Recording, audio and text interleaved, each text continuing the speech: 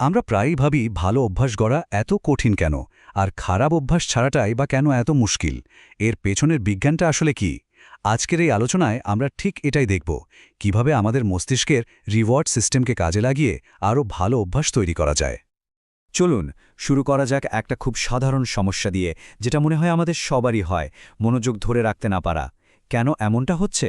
কেন আজকাল কোনো কিছুতে মন দেওয়াটা এত কঠিন হয়ে পড়েছে? চলুন এর পেছনের কারণটা একটু খুঁজে দেখি। তো প্রশ্নটা হলো, মনোযোগ দেওয়া এত কঠিন কেন? দেখুন, আধুনিক পৃথিবীতে আমরা কিন্তু সারাক্ষণ একটা তথ্যের বন্যার মধ্যে ডুবে থাকি। ফোন, কম্পিউটার, সোশ্যাল মিডিয়া সব কিছুই আমাদের মনোযোগ কেড়ে নিতে চায়। কিন্তু আসল কারণটা লুকিয়ে আছে আমাদের মস্তিষ্কের ভেতরের রসায়নে। আচ্ছা, ডোপামিনের কথা তো আমরা অনেকেই শুনেছি, তাই না? বেশিরভাগ মানুষই ভাবে এটা হলো আনন্দের রাসায়নিক বা প্লেজার কেমিক্যাল। কিন্তু এই ধারণাটা কিন্তু পুরোপুরি ঠিক না। ডোপামিন আসলে আনন্দের জন্য নয়, বরং কোনো পুরস্কার পাওয়ার প্রত্যাশার জন্য দায়ী। মানে এটা আমাদের কোনো কাজ করতে উৎসাহিত করে, কারণ আমাদের মস্তিষ্ক ভাবে যে কাজটা করলে দারুণ কিছু একটা পাওয়া যাবে। আর সবচেয়ে অবাক করা ব্যাপার কি জানেন? ডোপামিনের সবচেয়ে বড় ঢেউটা আসে কিন্তু পুরস্কার পাওয়ার সময় নয়, বরং ঠিক তার আগের মুহূর্তে। যখন আমরা কোনো কিছুর জন্য অধীর আগ্রহে অপেক্ষা করি, ঠিক তখনই ডোপামিন সবচেয়ে বেশি নিঃসৃত হয়। পুরস্কারটা পেয়ে গেলেই এর মাত্রা কমে যায়। আর ঠিক এই কারণেই কিন্তু পাওয়ার আগের মুহূর্তটা আমাদের কাছে বেশি ভালো লাগে, আর আমাদের মন সব সময় পরেরটার জন্য ছুটতে থাকে। তো আমরা কাজের পেছনের এই রাসায়নিক চালকটাকে তো চিনলাম। এবার চলুন আমাদের প্রত্যেকটা অভ্যাসের মনস্তাত্ত্বিক নকশাটা একবার দেখে নেওয়া যায়। জেমস ক্লিয়ার তার বিখ্যাত বই অ্যাটমিক হ্যাবিটসে একটা দারুণ জিনিস দেখিয়েছেন। আমাদের সব আচরণ নাকি মাত্র 4টি ধাপের একটা চক্র মেনে চলে। প্রথমটা হলো কিউ বা ইঙ্গিত। এটা হলো সেই সিগন্যাল যা আমাদের মস্তিষ্ককে কোনো কাজের জন্য প্রস্তুত করে। এরপর আসে ক্রেভিং বা তীব্র আকাঙ্ক্ষা, যা আমাদের কাজটা করতে উস্কে দেয়। 3 নম্বরে হলো রেসপন্স বা কাজটা করা। আর সবশেষে 4 নম্বরে আসে রিওয়ার্ড বা পুরস্কার। আর এই 4টি ধাপ মিলেই তৈরি হয় একটা অটোমেটিক বা স্বয়ংক্রিয় চক্র, মানে একটা ফিডব্যাক লুপ। আর এই লুপের কারণেই কিন্তু আমাদের ভালো বা খারাপ অভ্যাসগুলো একসময় জীবনের এমন একটা অংশ হয়ে যায় যে আমরা প্রায় কোনো কিছু না ভেবেই সেগুলো করতে থাকি। আচ্ছা, থিওরি তো অনেক হলো, এবার তাহলে আসল কাজের কথায় আসা যাক, তাই না? চলুন দেখি কিভাবে আমরা সচেতনভাবে নিজেদের অভ্যাস ডিজাইন করার জন্য কিছু সহজ টুলস ব্যবহার করতে পারি। এই চার্টটাকে বলতে পারেন অভ্যাস বদলানোর একটা ইউজার ম্যানুয়াল। দেখুন, একটা ভালো অভ্যাস গড়তে হলে 4টি নিয়ম মানতে হবে। সেটাকে স্পষ্ট বা অবভিয়াস করতে হবে, আকর্ষণীয় বা অ্যাট্রাক্টিভ করতে হবে, সহজ বা ইজি করতে হবে, আর সন্তোষজনক বা স্যাটিসফাইং করতে হবে। আর কোনো খারাপ অভ্যাস ভাঙতে চান, তাহলে ঠিক এর উল্টোটা করতে হবে। অভ্যাসটাকে অদৃশ্য, অনাকর্ষণীয়, কঠিন এবং অসন্তোষজনক করে তুলতে হবে। ব্যাপারটা আরও সহজ করে বলি। ধরুন, ব্যায়াম করার অভ্যাস করতে চান। আগের রাতেই যদি ব্যায়ামের পোশাকটা চোখের সামনে গুছিয়ে রাখেন, তাহলে কি হলো? অভ্যাসটা সহজ হয়ে গেল। আবার ধরুন, টিভি দেখার অভ্যাস কমাতে চান। টিভি দেখা শেষ হলে প্লাগ খুলে রিমোটের ব্যাটারিটা যদি খুলে রাখেন, তাহলে পরের বার টিভি দেখতে বসার আগে একটু বাড়তি খাটনি করতে হবে। মানে অভ্যাসটা কঠিন হয়ে গেল।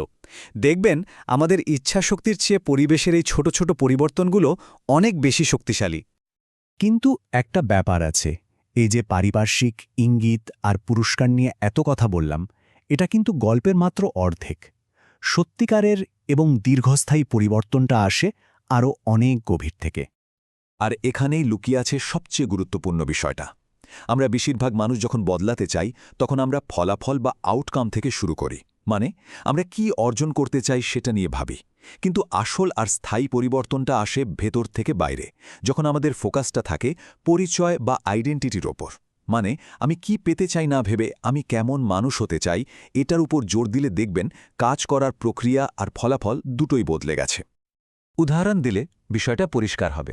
আমি একটা ম্যারাথন দৌড়াতে চাই, এটা হলো একটা ফলাফল ভিত্তিক লক্ষ্য। কিন্তু যদি ভাবা যায় আমি একজন দৌড়বিদ, এটা হলো পরিচয় ভিত্তিক লক্ষ্য।